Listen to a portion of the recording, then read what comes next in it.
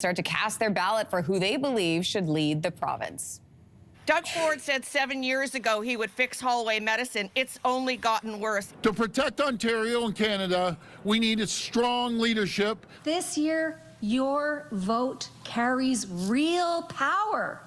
The leaders of Ontario's four main political parties are running to be premier as the province faces steep tariff threats from the U.S., obviously, and the ongoing challenges in affordability, housing, healthcare as well. For more on how this election is shaping up, I'm joined by political strategist Rachel Siegel. Great to have you here this morning. Thanks for having me. Let's talk about Premier Doug Ford. He's been in power since, what, 2018, right? Yes. How would you sum up his time in office? Well, I think he's had a challenging time in that he came in as premier and then we went through the pandemic. And so we saw that Ontario had different rules from other jurisdictions in Canada.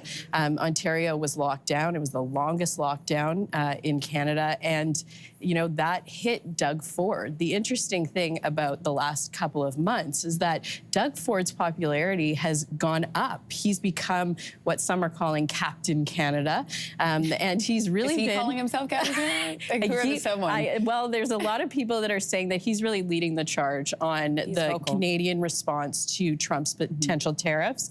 And so it's interesting when you think about the longevity that Doug Ford has had in this province, just how many ups and downs and how many challenges he's faced and where he sits today as we enter Election Day. Yeah, let's talk about that. You mentioned his popularity has been growing. Recent polling shows that Doug Ford and the Conservatives, the polling has them winning a majority. Abacus data shows Ford leading with 45% of the vote, followed by the Liberals with 29%, the NDP sitting at 16%, and the Greens at 5%. That's a large lead. So what is it, do you think, that's connecting so well with people? So it's a couple of things. One, Doug Ford knew that his popularity was stable once these tariffs threat came in.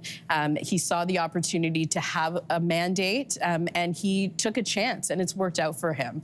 And so you'll remember when this campaign started, we thought that these tariffs were coming in right away.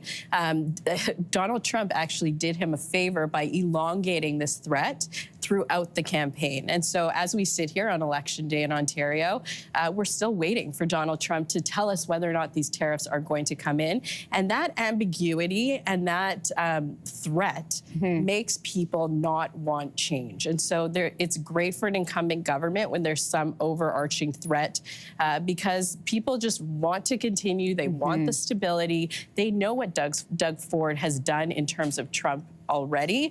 And so a lot of people will rally around that. Yeah, he's been able to showcase that. That's right.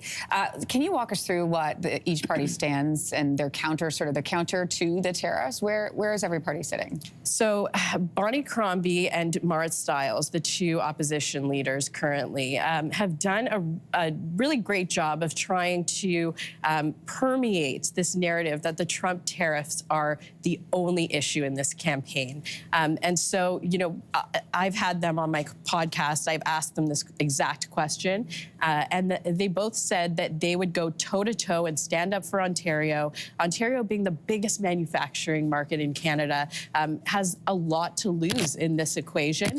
And I think that both the opposition leaders have come out and said that they would take a strong stand against Trump.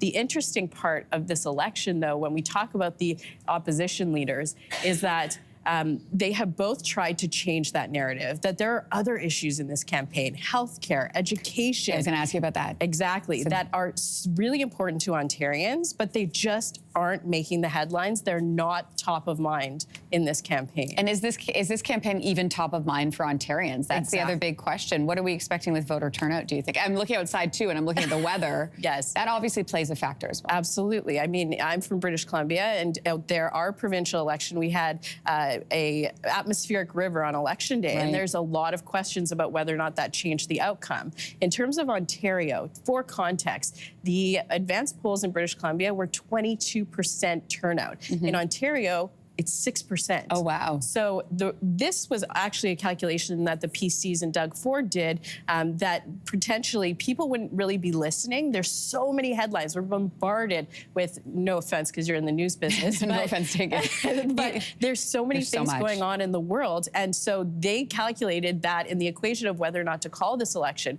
Ultimately, again, that worked out in their favor because a lot of Ontarians are saying, wait a second, is it election day? I was talking to my Uber driver and he said, oh, wait, I'm supposed to vote today, right? So I have heard that too. Yeah, a big message to Ontarians today is please make a plan for voting, get out and vote for whoever you want, but make sure that you get out and do it because we need to see that voter turnout go up. By the way, polls open about 25 minutes from now. Yes. Rachel Siegel, great to have your thoughts on this morning. Really appreciate it. Thanks so much. All right. Now if you like that video, make sure to subscribe to the Your Morning YouTube feed, where you can find all kinds of new content posted every weekday morning.